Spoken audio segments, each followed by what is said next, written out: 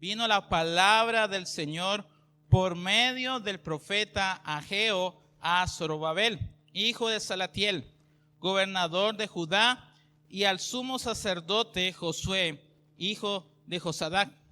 Así dice el Señor de los ejércitos.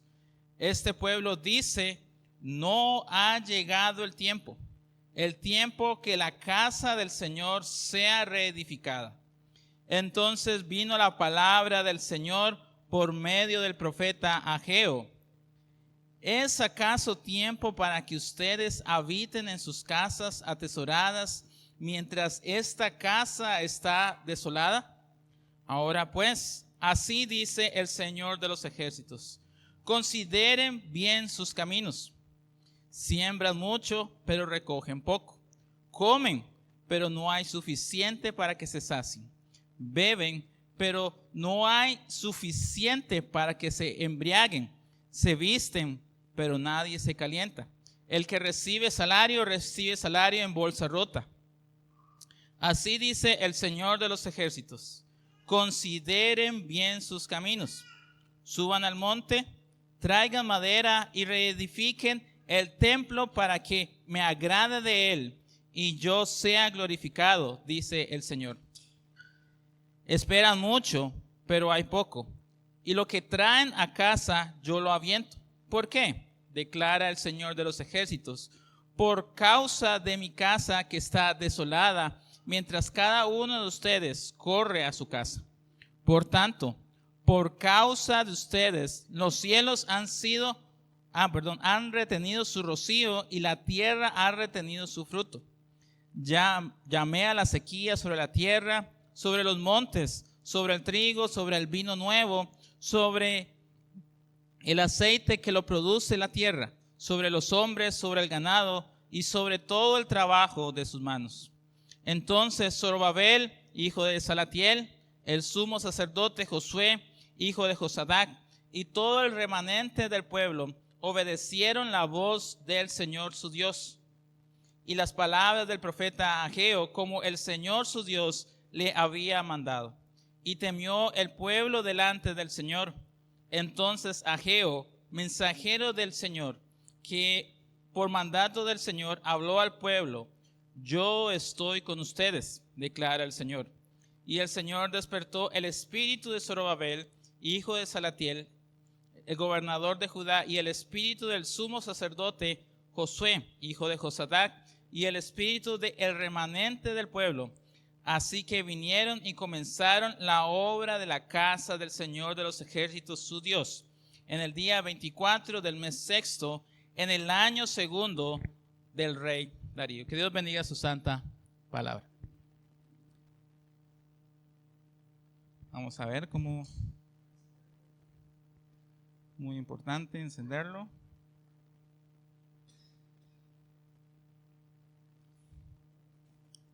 Ok. Ahora sí. Un poco de tecnología. Sí, no importa. Esa es. Entonces, estábamos viendo un poco acerca de Ageo. Y el domingo pasado veíamos hacia quién estaba escrito la profecía.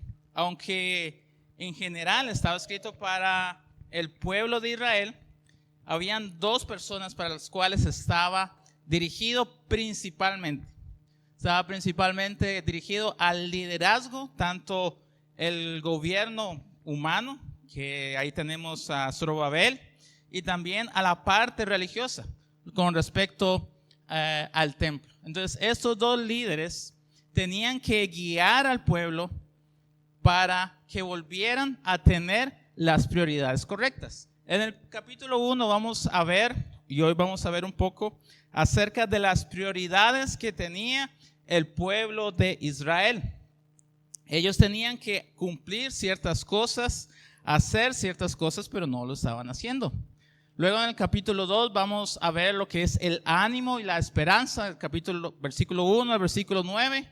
Vamos a ver también un poco la santidad, capítulo 2 del 10 al 19, y la promesa del reino eterno, ya ahí al final del capítulo. Entonces hoy vamos a hablar un poco acerca de las prioridades. Y vamos a estar dividiendo el capítulo 1 en 4 partes. Hoy vamos a estar viendo un poco del versículo 1 al versículo 6, las prioridades incorrectas. Versículo 7 al 8, las prioridades correctas. Vamos a ver las consecuencias de las prioridades incorrectas, del versículo 9 al versículo 11, y después versículo 12 al 15, las consecuencias de las prioridades correctas. Básicamente el capítulo 1 lo vamos a concentrar en prioridades. Y hoy vamos a ver más que todo el versículo 1 al versículo 6. Las prioridades incorrectas. El pueblo de Israel tenía un conjunto de cosas que hacer, pero tenían las prioridades incorrectas. Algo había pasado ahí que no estaban haciendo lo que debían de hacer. Antes de que veamos esas prioridades, recordemos un poco, y aquí quiero que me ayuden con lectura de varios versículos para que entendamos bien qué era lo que estaba pasando.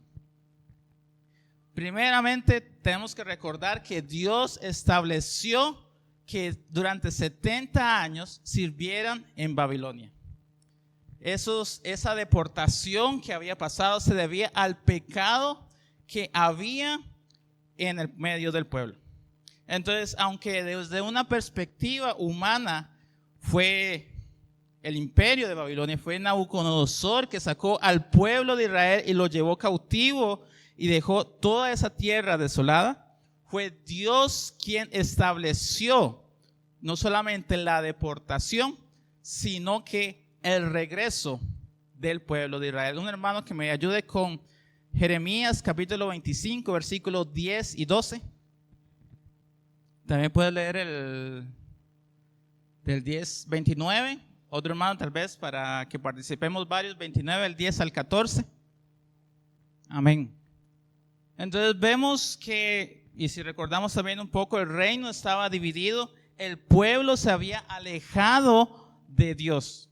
Estaba en pecado y Dios había enviado varios profetas, había enviado mensajeros, había enviado su palabra al pueblo de Dios para que oyeran, pero ellos no hacían caso, no escuchaban, no ponían atención.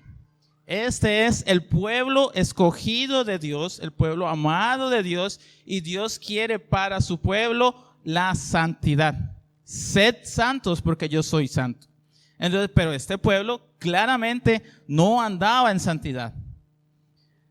Vemos varios profetas incluso se refieren a este pecado como un pecado de adulterio, porque se habían vuelto del Dios verdadero y se habían vuelto en adoración hacia otros dioses. Habían olvidado la santidad de Dios.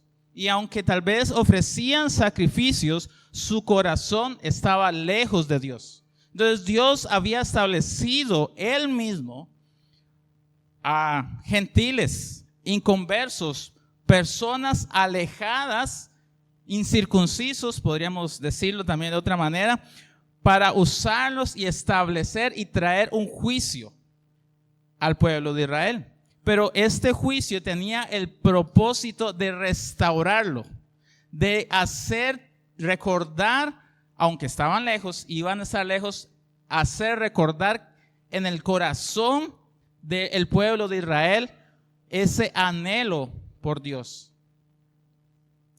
Ese juicio y los iba a ser establecido por 70 años.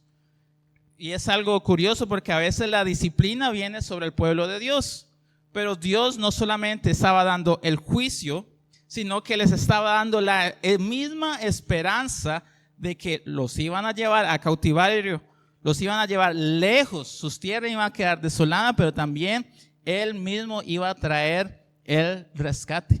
Entonces Dios estableció que Ciro sería el que permitiría la reconstrucción del templo. Un hermano que me ayude con Isaías 45, 28. Amén. Entonces vemos que tanto Ciro como Nabucodonosor eran instrumentos de Dios para la santidad de su pueblo. Incircuncisos lejos.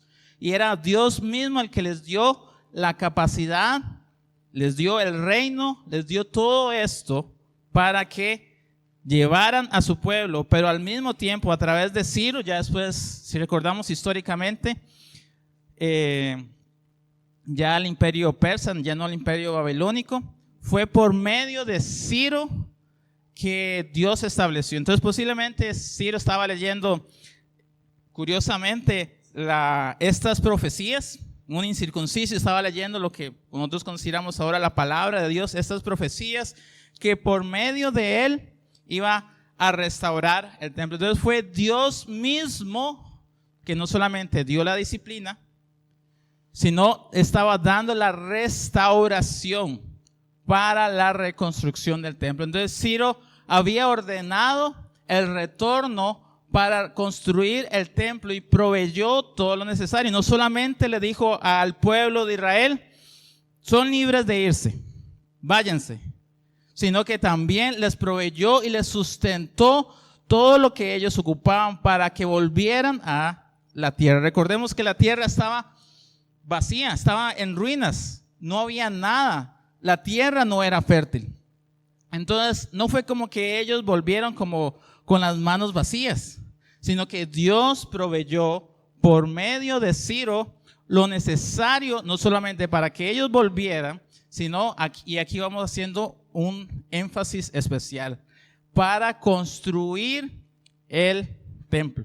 Así que Dios estableció que regresaran para construir el templo. Dios estableció que se permitiera la reconstrucción del templo y por medio de Ciro proveyó para que se construyera los materiales. Entonces la prioridad del pueblo era construir casa de Jehová en Judá, en Jerusalén.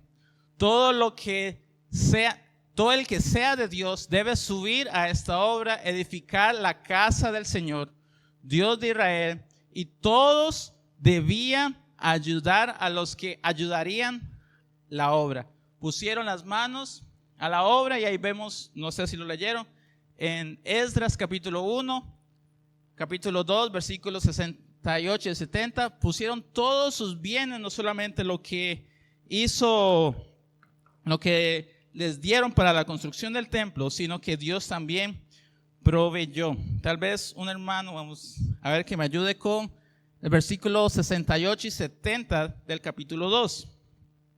Entonces vemos que no solamente el pueblo le dieron recursos, sino que sus propios bolsillos, tal vez dinero que habían amontonado en el exilio, ellos habían aportado. Y no solamente tenían los recursos, sino tenían los recursos humanos. No sé si leyeron bien, es los que volvieron con Zorobabel. Pero ahí vemos varias personas, entre esos vemos en el versículo 40, que venían los levitas. Recordemos que los levitas eran los que estaban dedicados al templo. Los sirvientes del templo en el versículo 43. Los siervos de Salomón en versículo 55. Y así vemos que entonces el pueblo tenía todos los recursos para construir el templo de Dios.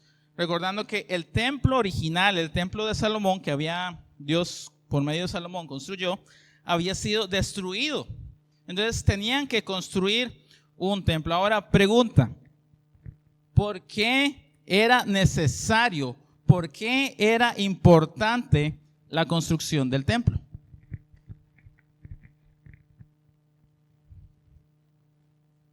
Porque era su casa. Ajá, ¿qué más?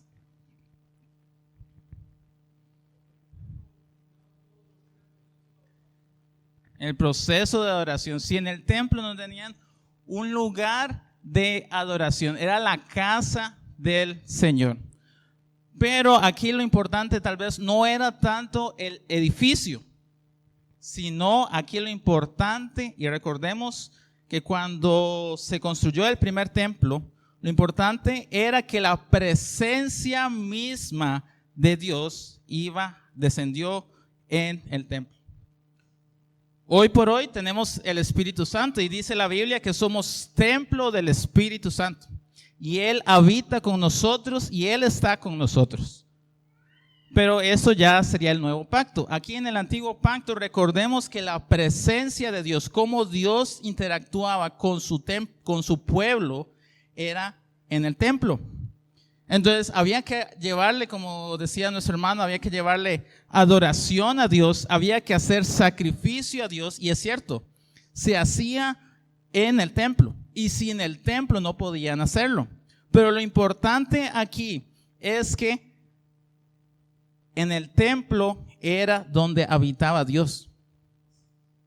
El templo era donde el medio por medio del cual Dios interactuaba con su pueblo y como el pueblo de Dios interactuaba con su Dios por medio de los sacerdotes. Ahora pongámonos en los zapatos del pueblo de Israel.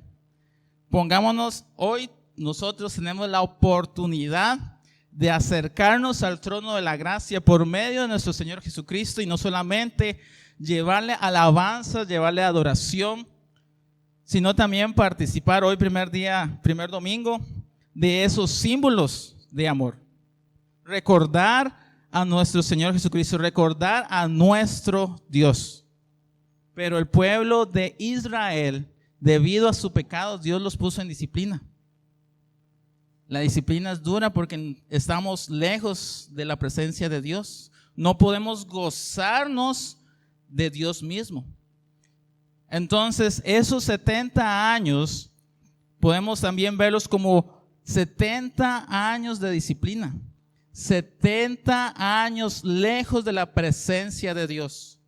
Que aunque ellos podían adorar, podían cantar, incluso hay un salmo que nos dice de cómo los gentiles les pedían a ellos que cantaran con alegría los cánticos, los salmos, pero ellos lo hacían con tristeza, lo hacían con dolor en su corazón porque ellos estaban lejos de la presencia de Dios.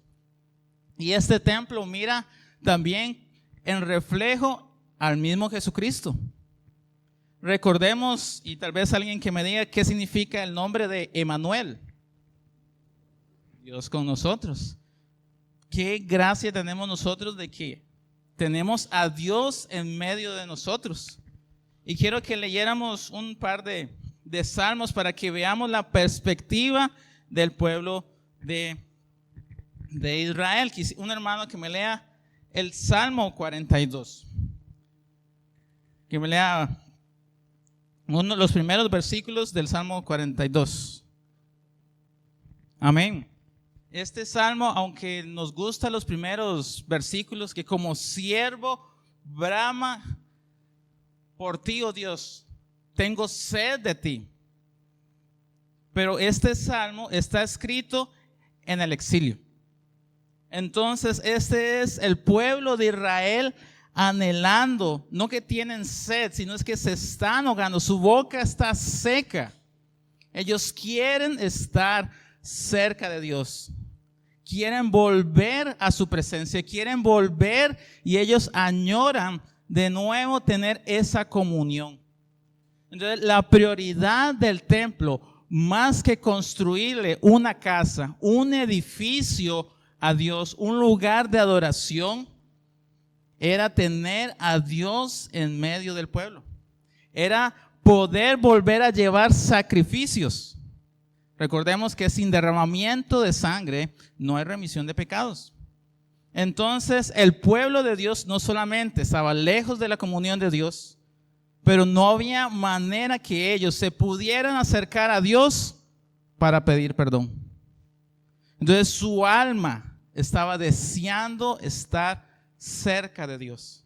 Eso es lo que ellos anhelaban. Entonces, más que un edificio, ellos querían estar en medio de la presencia de Dios para ofrecer sacrificio, para adorarle, para estar en medio de Él y pedir perdón. Entonces, el pueblo de Israel comenzó bien la construcción. Sin embargo, vemos en el libro de Ageo de que ellos tenían prioridades incorrectas. Ellos iniciaron bien. Ellos apenas llegaron, si podemos, una hermana que pueda leer Esdras capítulo 3, versículo 2 y versículo 3. Entonces ellos comenzaron bien. Lo primero que hicieron fue volver a restablecer ese altar, que aunque no era el templo en sí, lo primero que hicieron es volver de nuevo a ser obedientes. Obedecieron la ley de Moisés, trataron y procuraron establecer esa relación, levantaron un altar, guiados por Zorobabel y Josué, los mismos que después se les exhorta de nuevo a volver. Entonces vemos que iniciaron bien. Ese derramamiento de sangre, recordemos, también será una forma de comenzar esa restauración, una forma de obediencia. Nosotros tenemos esa capacidad de acercarnos, por ejemplo, bueno, aquí tenemos como costumbre esa oración de pedir perdón, de antes de adorar, pedir perdón por los pecados. Entonces, estos sacrificios que estaba haciendo el pueblo de Israel también era una forma de obediencia, una forma, un proceso de volver a establecer esa relación que ellos tenían. Ofrecieron holocausto y vemos que celebraron todas las fiestas. Estaban buscando de Dios y estaban buscando ser obedientes. Entonces celebraron las fiestas, dice el capítulo 2, versículo 4 y 5, otro hermano que lo pueda leer. Entonces vemos que ellos comenzaron, apenas tuvieron la oportunidad de restaurar, comenzaron en un proceso de obediencia. Si nos acordamos del gran mandamiento, que es lo que le decía Moisés al pueblo de Israel en Deuteronomio capítulo 6. Oye, oh Israel, el Señor nuestro Dios, el Señor uno es.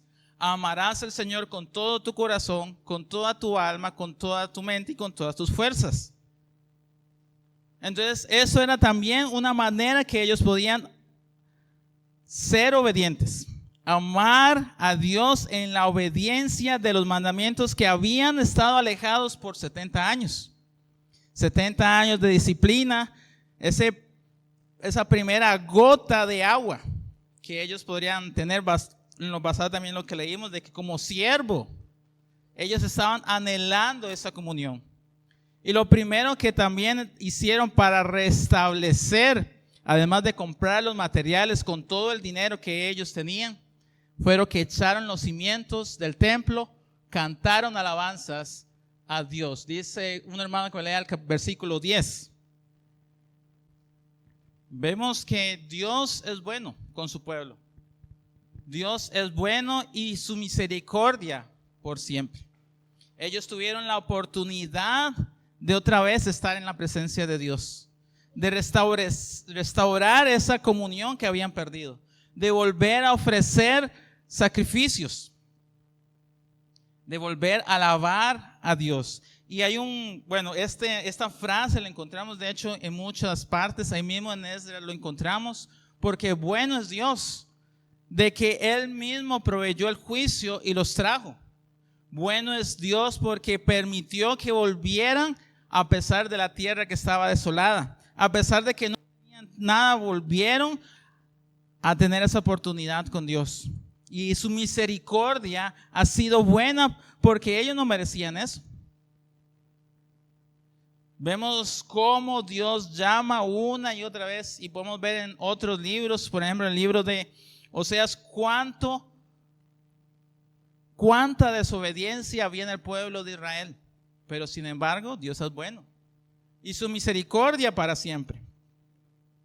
Dice ahí mismo en el versículo 11, y cantaban y alababan y daban gracias al Señor porque Él es bueno, porque para siempre es su misericordia sobre Israel.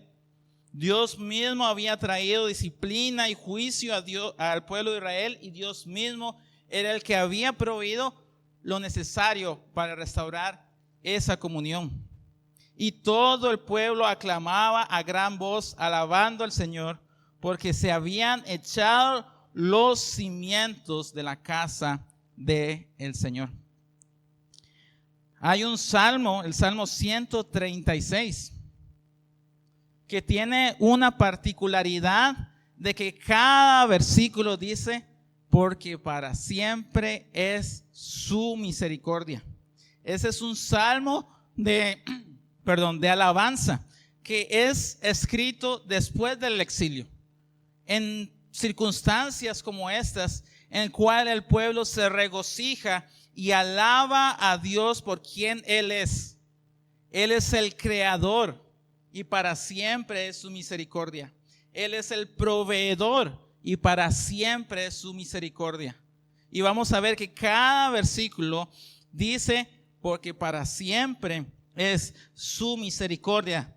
Y dice el versículo 26, dad gracias, del Salmo 136, dad gracias al Dios del cielo, porque para siempre es su misericordia. Él fue quien los sacó poderosamente de la tierra de Egipto, porque para siempre es su misericordia. Él fue el que los hizo atravesar ese camino largo a la tierra prometida, el que los libró de tantas cosas. Qué alegría tenía el pueblo de Israel al volver otra vez a la presencia de Dios, porque podían volver nuevamente a buscar esa santidad, podían volver y ser obedientes a Dios. Entonces vemos claramente que el pueblo de Israel comenzó bien. Levantaron el altar, celebraron las fiestas al Señor y echaron los primeros cimientos. Sin embargo, vemos en el libro de Ageo que aunque originalmente tenían las prioridades correctas, y hablando ya en términos generales, ¿cuál es la prioridad del pueblo de Dios? Hacer la voluntad de Dios, darle gloria a Él, ser obedientes. El fin último del hombre es alabar y glorificar a Dios. Y ellos tenían las prioridades correctas, estaban siendo obedientes a Dios. Sin embargo, vemos en el libro de Ageo que la casa de Dios había sido abandonada, que estaba, por decirlo de una manera muy costarricense, a medio palo. Estaba a medio construir, pusieron los cimientos, pero no habían avanzado, no habían terminado. Entonces, ¿cuál fue el camino que ellos siguieron para terminar con las prioridades incorrectas? Como nos habla el libro de Ageo. Entonces, ahí pasaron varias cosas. ¿Qué se les ocurre? Que basado en la lectura del libro de Esdras, en el mismo libro de Ageo, ¿qué hemos leído? ¿Qué le han leído de que les comenzó a pasar al pueblo de Israel?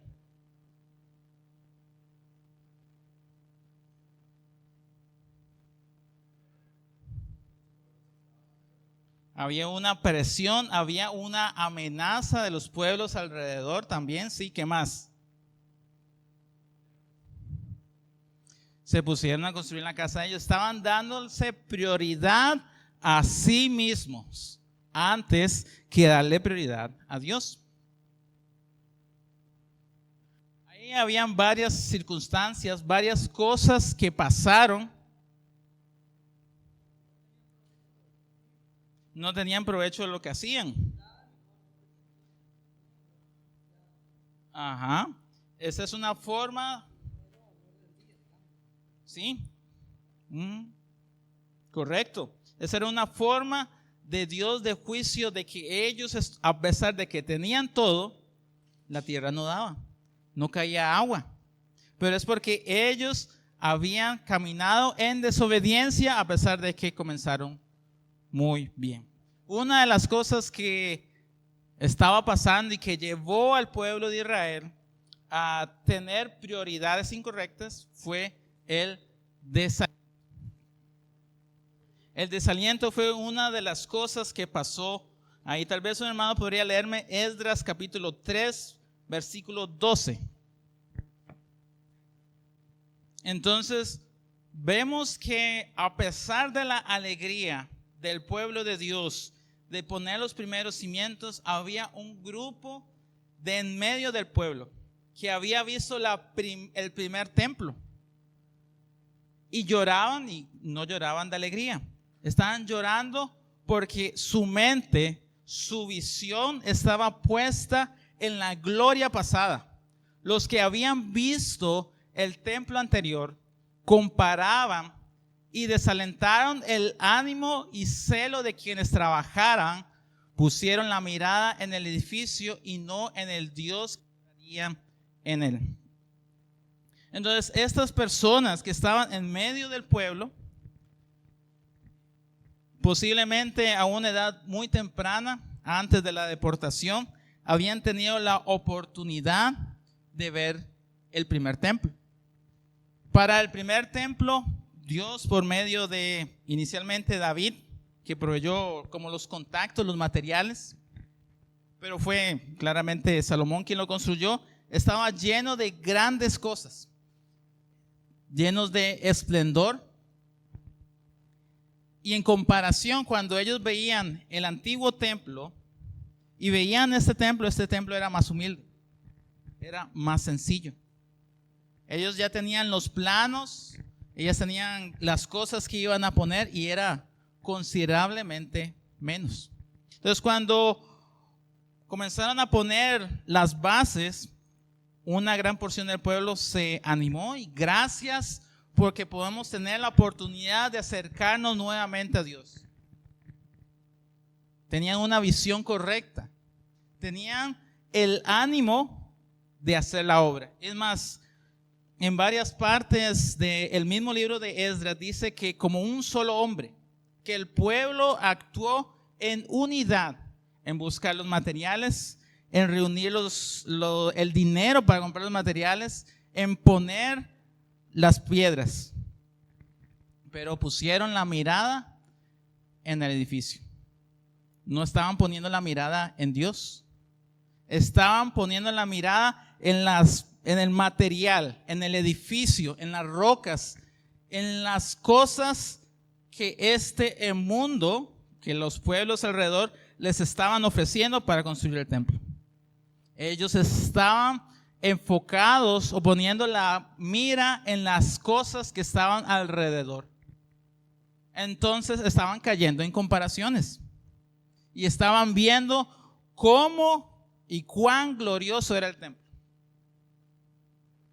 y cuán sencillo y humilde era este nuevo templo. Pero ¿qué era lo que importaba? ¿Importaba acaso los lujos, las grandes maderas lujosas, el oro, la plata, la decoración? ¿Qué era lo que importaba verdaderamente del templo? Como veíamos, lo que importaba verdaderamente era la comunión de Dios, que se podían acercar a Dios, que podían ser obedientes en hacer las fiestas, como veíamos, como ellos empezaron muy bien. Entonces, era tanto la tristeza de estas personas que incluso leemos que de en medio de la alegría se escuchaban también los llantos, y eran tantos los llantos que no se podía distinguir. Entonces, de una manera, esta visión de estas personas, de estos levitas, de las personas que habían visto esto, estaban desanimando al pueblo. El pueblo, que tal vez era una porción como Ageo, había nacido en el exilio, había escuchado historias y anhelaban esa comunión con Dios. Ahora estas personas que habían visto no tenían la visión correcta. Estaban animando al pueblo y estaban pensando en lo terrenal. Estaban pensando en el pasado. Estaban pensando en cosas que habían pasado, pero estaban olvidando lo importante que era la comunión con Dios. El desaliento es un sentimiento de infelicidad que surge de la pérdida de confianza en sus propias habilidades. Y esas propias habilidades es en la pérdida de confianza de Dios o en el poder del evangelio. el desánimo puede ocurrir en la vida cristiana cuando hay una resistencia al evangelio o en momentos de fracaso personal. Pero las escrituras nos proveen un fortalecimiento para aquellos que experimentan el desánimo. Entonces, el desánimo vino porque ellos tenían las miradas puestas en lo que vemos. No tenían puesta la mirada en Dios. Muchas veces pasa, mis hermanos, que nos desanimamos. Y tal vez en nuestro desánimo desanimamos a otros hermanos que están con el ánimo, con la disposición para trabajar, que están con la disposición para servir, que están con el ánimo de ser obedientes y buscar y anhelar esa comunión con Dios. A veces pasa un efecto muy interesante de que cuando una persona recién llega a los pies del Señor, tiene un ánimo, una fuerza, un deseo, un anhelo por estar, por buscar, por conocer, por aprender más de Dios. Y a veces los que hemos pasado o hemos estado un poco más en las cosas de Dios, pecaminosamente decimos a ver cuánto le dura. Porque ya hemos pasado por ahí, porque olvidamos ese anhelo por las cosas de Dios. Porque tal vez hemos sufrido, porque tal vez hemos visto mejores tiempos, porque tal vez hemos visto cómo las cosas malas han venido sobre nuestras vidas, sobre la vida de la iglesia, cómo hemos sufrido. Vamos a ver cuánto le dura ese ánimo. Más bien al contrario, deberíamos de animar, de guiar a esos hermanos. Vean lo que dice 2 de Corintios, capítulo 1, versículos 3 y 4. Pablo hablando a los corintios. Dice 2 de Corintios, capítulo 1, versículos 3 y 4. Vean qué interesante. Dice: bendito sea el Dios y Padre de nuestro Señor Jesucristo, Padre de misericordias y Dios de toda consolación, el cual nos consuela en nuestras tribulaciones, para que también podamos consolar a los que están en cualquier aflicción, dándoles el consuelo con que nosotros mismos somos consolados por Dios.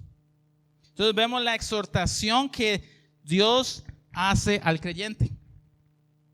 La exhortación, el mandato es a animar, a consolar a los hermanos, porque Dios es el que nos consuela.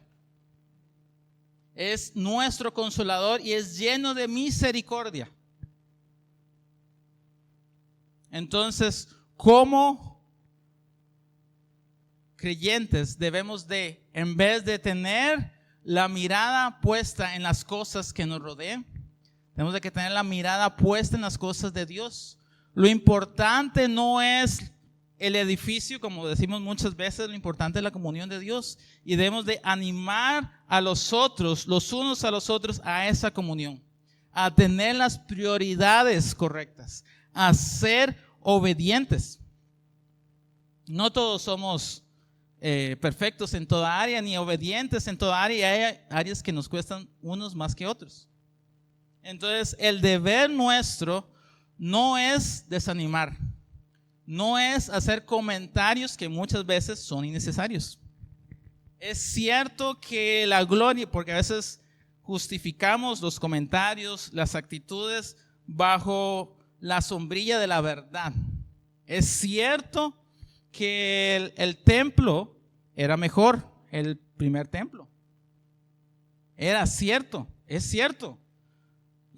Pero ellos estaban enfocados en una gloria pasada, no estaban enfocados en Dios. Entonces, este grupo de personas estaban desanimados, estaban desalentados, y en vez de usar esa comunión que estaba siendo restaurada para animarse, alentarse, estaban concentrados en lo que tenían, en lo material, no en lo espiritual.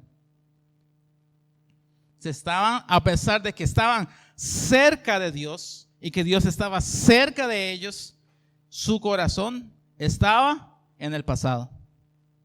Y en su mira hacia el pasado, hacia una gloria pasajera, estaban desanimando a los demás. Pero nosotros, como pueblo de Dios, al contrario, debemos de animarnos los unos a los otros, animarnos a la obediencia. Eso es lo que estaba haciendo Ageo con estos hermanos. Estaba hablando primeramente al liderazgo, pero también para que el liderazgo hablara al pueblo, para que fueran obedientes, para que buscaran más de la presencia de Dios, para que buscaran más la santidad. Entonces, estos hermanos, uno de los primeros pasos fue el desánimo. Que también es importante el tema de las comparaciones, porque ellos estaban comparando las condiciones del nuevo templo versus las condiciones que tenía el templo anterior, y se fijaban y creían que la gloria del templo anterior era por el oro, por la plata y las obras tan bien hechas que se hicieron, y se olvidaban que la gloria que tenía el templo era porque Jehová estaba ahí, no era por las cosas, sino que era la presencia de Dios, y ahora Dios estaba con ellos ahí en las condiciones en que estaba ese nuevo templo que se empezaba a levantar. A veces nos pasa que nos comparamos nosotros con otros hermanos, nos comparamos con otras hermanas, nos comparamos con el hermanito que tiene más o que hace mejor, o con la otra hermanita que puede más o que tiene mejor esto y lo otro, y no nos damos cuenta que lo importante no es nosotros como templo del Espíritu Santo, sino el Espíritu que está en nosotros, y recordar que eso es lo valioso, eso es lo glorioso, el hecho de que ahora estamos en Cristo y que estamos empezando a levantar este templo, cada uno de nosotros como piedras vivas, dice Pedro, cada uno de nosotros levantando un templo de adoración y glorificación a Dios, y tenemos que ocuparnos en eso. No importa que la obra esté empezando, no importa que sean con pocos materiales, sino que lo importante es que Dios está ahí, porque si esas comparaciones son absurdas en sí mismos, no tenemos comparación en nosotros. Lo que realmente es glorioso es Dios en cada uno de nosotros. Amén. Entonces, hasta cierto punto incluso podemos pensar y podemos ver de que ellos estaban enfocando en sí mismos, que estaban viendo la gloria equivocada en vez de ver la gloria de Dios. Ver la gloria de Dios que estaba en medio de ellos. Recordemos, mis hermanos, que nuestro principal motivo de adoración es Dios, y debemos de adorarle y debemos de buscarle. Recordemos que Él es el centro de nuestra adoración. También ahí habían otras cosas que estaban desalentando al pueblo, que lo que es la transigencia. No lo vamos a ver en detalle, porque ya el tiempo nos ha alcanzado, y le voy a dejar el encargo a mi hermano Jaime que explique la palabra transigencia. Pero es básicamente el hecho de ceder, la tentación de ceder a otras cosas. Vemos que, y ahí lo vamos a ver con la ayuda de nuestro hermano Jaime, de que se acercaron a ayudar, pero quienes se acercaron a ayudar fueron los samaritanos. Y si recordamos un poco de la historia, ellos se habían alejado completamente, y tal vez el cansancio, la fatiga podía haberlos llevado a aceptar esa ayuda, que esa ayuda no correspondía. Pero eso ya lo vamos a ver, Dios mediante, el próximo domingo. Entonces vamos a terminar aquí para no dejarlo a medio el siguiente tema. Entonces vamos a dejarlo aquí. Con la ayuda de Dios vamos a continuar la siguiente semana. Oremos. Bendito Dios y Padre Celestial, te damos gracias, Señor, por estos estudios. Te damos gracias, Señor, por tu santa palabra. Ayúdanos siempre a tener esas prioridades correctas. Ayúdanos a tener la mira puesta no en las cosas que nos rodean, no en lo que somos, no en lo que teníamos o en lo que tenemos, sino ayúdanos a tener esa obediencia, esa mirada puesta en nuestro gran Dios y Salvador Jesucristo. Emmanuel, Dios entre nosotros. Ayúdanos a buscar esa santidad, ayúdanos a buscar esa comunión cada día más y parecernos más a la imagen de nuestro Señor Jesucristo. Oramos, Padre Celestial, en nombre del Señor Jesucristo. Amén.